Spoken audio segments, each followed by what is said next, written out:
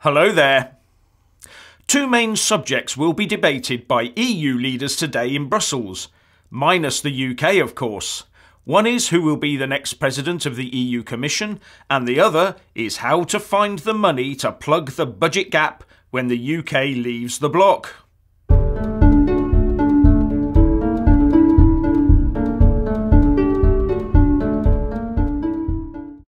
Firstly though, apologies that I can only do a short video today as I have now picked up another nasty flu bug.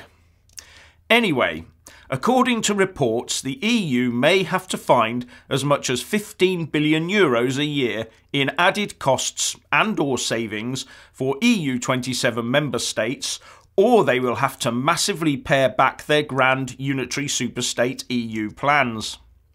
The EU Commission wants to increase spending by about 1.1 to 1.2% in the next budget period. But that money has to be found somewhere, and net contributors such as Austria, Denmark, Sweden and the Netherlands aren't very keen on having to up their contributions. This is where the cracks will really start to show in the coming months. Austrian Chancellor Sebastian Kurz said, "What we don't want is the weight of a constant increase in spending pressing down on net contributors." And hinting at other ways of finding the dosh, Mark Rutte, the Dutch Prime Minister, said, "By modernising the budget we can free up money for new priorities." The Prime Minister of Denmark, Lars Løkke Rasmussen, was asked by BBC News if his country would be more prepared to pay more, and the reply was, "The short answer is no." But the President of Romania, a net recipient of EU largesse, Klaus Iohannis, said that if we want to finance more, we have to pay more. It's that simple, without actually saying who we referred to. This will get interesting, but question for the Remainers. If the EU is going to miss out on that £10 billion plus in net UK contributions, where will that money be going? Maybe Boris was right all along, eh? Now you may have missed it, but there's a new red battle bus with a large number of pounds written on the side. No, it's not a new £350 million a week Leave bus, it's a £2,000 million a week Remain bus.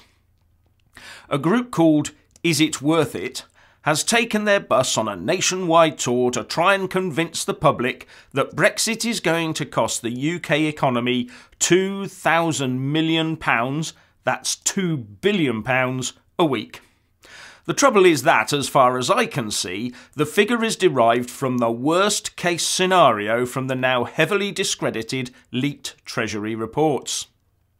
Remain campaigner Phil Richmond was asked about the bus on the BBC Two Daily Politics show today, but he was completely overshadowed by three wags wearing Jacob Rees-Mogg masks behind him. It didn't put Mr. Richmond off, but I'm not sure how many people are actually listening to him as viewers tried to work out what the trio of JRMs behind him would be doing next. He took it in good humour though, and said when off air he would ask them, "Is it worth it?" I suspect I know the answer to that though. The only people likely to be listening to these people will be the already dyed-in-the-wool Remainers, especially when it becomes clear to everyone that the £2,000 million figure is derived from a scenario that is not government policy. What do you think? Please leave a comment below. Thank you.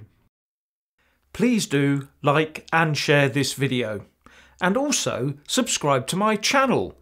And when subscribing, please do remember to press on the little bell next to the subscribe button.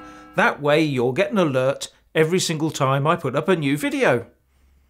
Thank you very much for watching.